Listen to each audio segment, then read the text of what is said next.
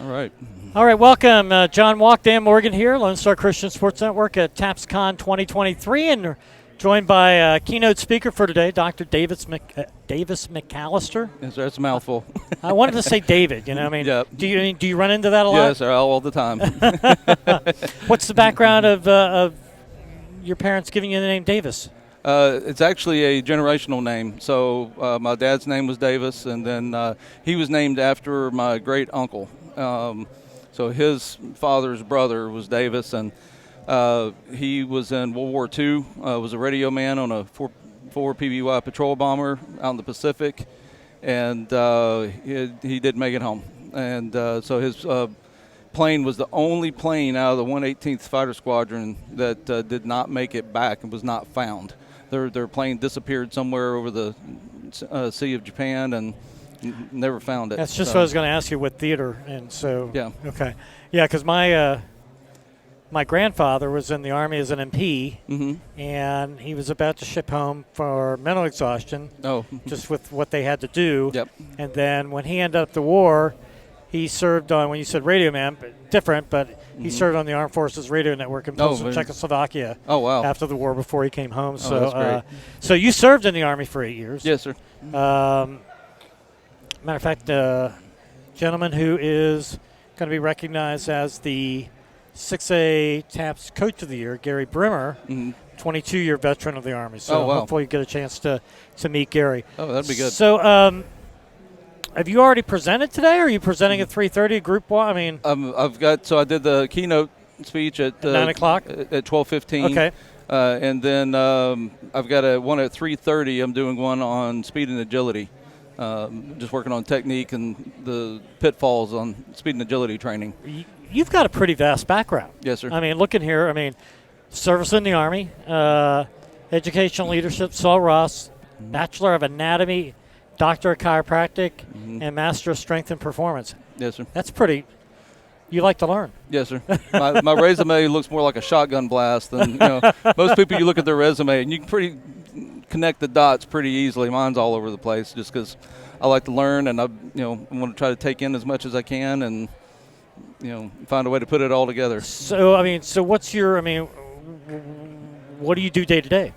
So I've got a number of things that I do. I'm a powerlifting coach for Aubrey High School. I do the girls powerlifting program there. I've been there for 6 years, and I actually do that on a voluntary basis. And then I work for Parker University. I work kind of in a pseudo admin in the student clinic, overseeing training for the staff doctors and the interns that are going through there. And then I own a couple of companies as well. Now, Parker University is a chiropractic college, correct? Yes. And it's based up in Dallas, yes? It's in Dallas, yes. Right off of 635. Yeah, it's a Walnut Hill and 35. Okay, yeah. I lived in Carrollton for a little bit, so would see that quite a bit going up and down 35 over there on the left-hand side. Yes, sir. Yeah? Yep. Okay. My chiropractor is she's chairman of the board of Texas Chiropractic College. Oh, okay. Down in the greater Houston area. Okay. So, very cool. So, you were here today to speak to coaches about, tell me, I see a book, a new book, The Pillars of Powerful Parenting, but yes, sir. Were you trying to translate those principles that you share in that book to their roles as coaches in their school community? Yeah, so what I wanted to do with my talk today, so I have that book, and I actually have another book that just hit Amazon 2 weeks ago. It's called The Success by Design. And so I actually took both concepts out of the book and put it together. And my approach during my keynote today was to give my background. I've had kind of a troubled background and ended up homeless as a teenager for a little while, and had a lot of adversity that I had to overcome and grow out of that. And what I wanted to do was inspire teachers and coaches and people that were attending today to take a look at what they've been through and maybe take a little different look at their athletes, or if you're an athletic director, the coaches that you're dealing with, and get more out of them. What can you use out of what you've been through to get more out of them, and become hopefully better leaders and a little bit more insightful into what they have and what they may not have tapped into to make things better. Because maybe they have had a a very good home Mm-hmm. situation, but they're dealing with athletes who maybe even in, well, I mean, it could be the broad range. It could be even those schools that have maybe lower socioeconomic, Mm-hmm. but you can have issues that maybe you've related to that are in, some of your schools where tuition is $25,000, $30,000 a year. Yeah. I mean, it's life. I mean, it doesn't matter whether you have, you don't have two pennies to rub up against each other or you have a bunch of them. Yeah. I mean, even differences in socioeconomic status, you've got, kids are kids, and you're going to find some of the same issues, with teenagers of well-off families. You'll have some of those exact same issues with the teenagers and families that are struggling financially. The commonality is there is the teenagers, and the differences in personalities. You've got a lot of kids that we've got a fan fly today. Yeah, I think it's been following me around. Every time I turn around, there's one there. So, but there's consistency. You've got some kids that they come from a poor background and a rich background, and they're very driven and very focused and very mature for their age, and they don't have a lot of these issues. You're going to have some people that they just struggle making good decisions, and whatever their decision-making process is, they're always going to have some sort of excuse as to why they're doing it, and the economic status doesn't really matter. So you're hoping your goal today was to, if coaches here that are involved in these schools with a lot of these kids, whether they've experienced something similar to you, Mm-hmm. or if they haven't, but they run across that you're giving them building blocks, pieces to be able to apply in their relationships with these young people. Yes. Okay. Yep. Now you shared that you're a powerlifting coach Yes, at Aubrey High School. Mm-hmm. So this is just a random question because I try to keep up. I mean, I'm not in depth, but just so. What do you think the reason is? Is it a number situation to why, or just not the right coach? Or, I mean, there's a very small number of private schools that are involved with the high school bodies that govern powerlifting in Texas. I mean, I think I looked during the state meet. There might have been, I don't know if there were regionals, or there might have been 6 or 7 private schools around the state. Yeah. Is there any reason for that, or I mean? I don't think that there's necessarily, other than maybe they don't have coaches with an interest in powerlifting or experience dealing with it, or I don't know how strong some of these schools are with their strength and conditioning programs, but some of them there is a difference between running a strength and conditioning program for an athletic program overall versus just coaching powerlifting, and so especially on the girls' side, there's been a very steady trend of growing interest. And, our competition this year, this was the toughest competition I've seen, since I started coaching. And even when I was working in the schools, full-time, and there was a head strength and conditioning coach, we had very, very few girls that would show up. And, I would get these teams together, and we'd go in and dominate because there wasn't a lot of competition.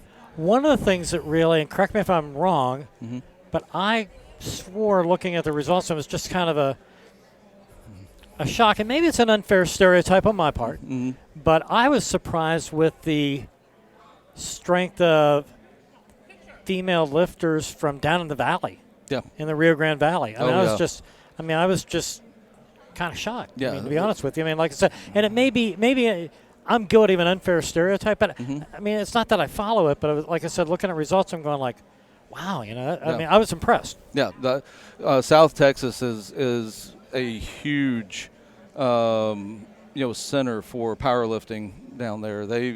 And we always know we call it the Region 5 area. There's, you've got Rio Hondo. It's always got a really good team. Robstown, Perryton.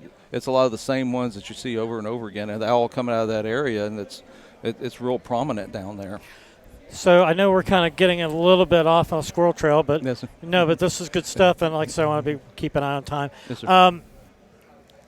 But does the powerlifting, and just because I just don't know, I mean, does the powerlifting gravitate out of football, or does one drive the other, or in some schools you have separate is that you've got strength and conditioning from a football, but then you've got powerlifting only. Yeah, it really depends on the school. There's a lot of football coaches that they don't necessarily like powerlifting per se. I mean, they'll lift, but they won't. They'll lift. Yeah, they don't like powerlifting can have very, very ticky-tacky rules, and it's very, very strict. But the positive side to that is that it forces the kids to really have to be self-disciplined, be focused. I mean, when they walk up there on that platform, it's just them. I mean, you got 3 judges standing around you. Everybody else is standing around watching. You've got to learn to block all that out because it's just you up there on that platform making the lift. And so that's been my selling point for powerlifting as to why it's important. I mean, and it does build strength overall. But, it's one rep at a time. It's not multi-rep. It's not quite as functional as what I think a lot of football coaches would like to have. But I think you can combine the concepts and – because if you're doing, from a strength and conditioning coach standpoint, you want to have phases in your off-season program. So as soon as you get out of the season, you spend a couple weeks letting the bodies heal up and all those things. Well, you should be going into your strength phase, and that's really when powerlifting season starts. And originally, powerlifting was brought into high schools as a support program and sport for football, and now it's kind of evolved to where it's pretty much a separate type deal. I do know some schools that they take kids to go to powerlifting meets, but sometimes it's not as formal. They may walk in on a Friday and say, hey, we've got a meet tomorrow. Who wants to go lift? Okay. And so it may not be as formal training. I know kids that have walked out on the platform to do a deadlift and have never done a deadlift up until that moment. But it takes a whole set of I'm not thinking of an appropriate word. But I mean, it takes a whole bit of guts to do something like that. It does. Just to walk out and go, or free spirit. Yeah. Is to go, hey, I'm going to try something new, and if they've got a mindset as like, I don't have a failure mindset. Yeah. I'm just going to go out and I'm going to do the best that I can. Yeah. So be it, Yeah, and then girls started getting involved in it, and it's really grown on the girls' side. So I know my team that I had this year, we started off the season with 31 girls. Had a couple ended up falling off because of grade issues, and by the time we hit regionals, I had 27 girls on my team. So to qualify for regionals, you have to be in the top 12 in your weight class in the region. So all 27 of my girls got in the regionals. Oh, wow. Out of that, I had 10 qualify for state. And so to qualify for state, you have to finish in the top 2 at regionals in your weight class. And then out of that, I had 4 that finished in medal placements at state.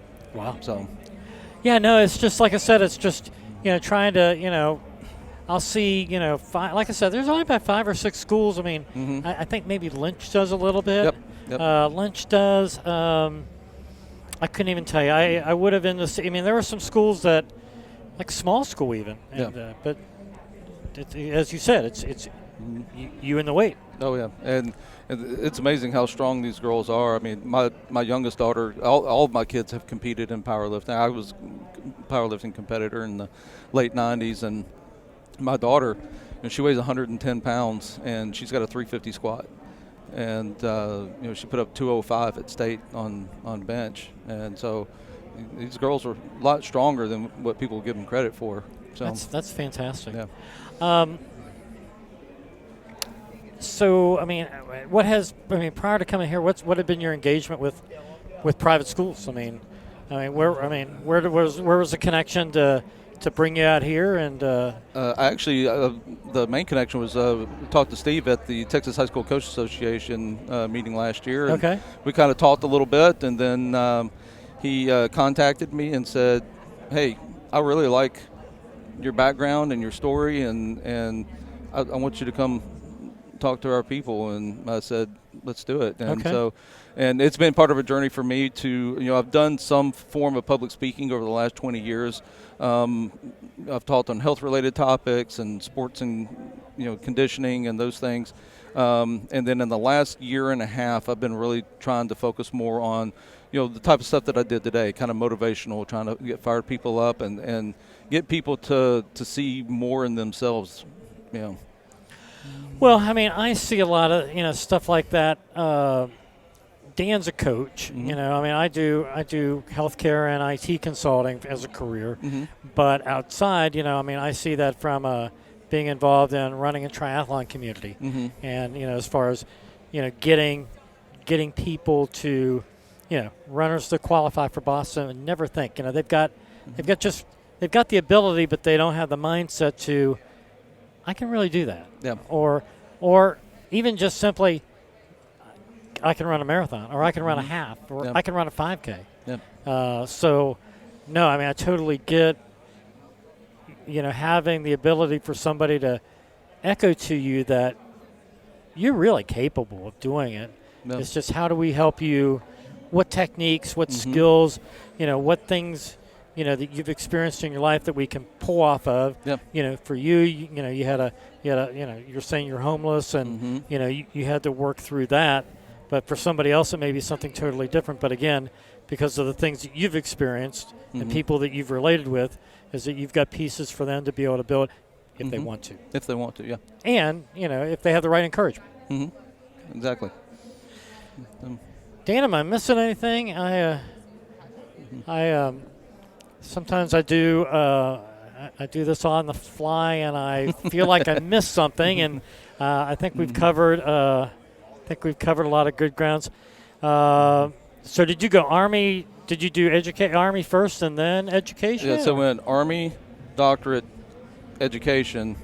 And what I did is when I was in practice, I was working long hours and had been in practice for about 4 to 5 years, and realized that I was missing my family grow up. Because managing a practice, it requires an abundant amount of your time. And the thing that struck me is that I was repeating what caused the problems when I was growing up, and so I was bound and determined to break the generational curse. And so I talked to my wife. We sat down and we looked at it and said, let's make some changes. And I shifted to part-time practice. I sold part of my practice off and decided to go into education, and I wanted to coach and be able to spend that time with my kids while they were growing up. So I essentially put my career on hold to be there for them and to raise them and be a part of their lives while they're growing up. And then now I'm getting, we have one left at home. She has 2 years left, and I'm kind of gearing back up to kind of going back to doing what I want to do. Sure. So, Doc, how do people get to your publications?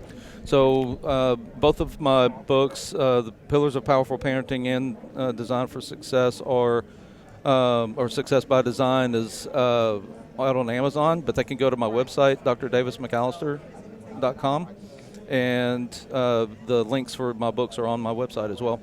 And there's also other interviews that I've done and podcasts and appearances, and people want to look and see what else I've done. So. Well, very good. We know you've got a 3:30 presentation. We appreciate you taking time again. Dr. Davis McAlister was one of the keynote speakers here at TAPSCon 2023. Thank you for taking time. Really enjoyed visiting with you. Thank you, sir. I really appreciate it. All right. All right. Thank you.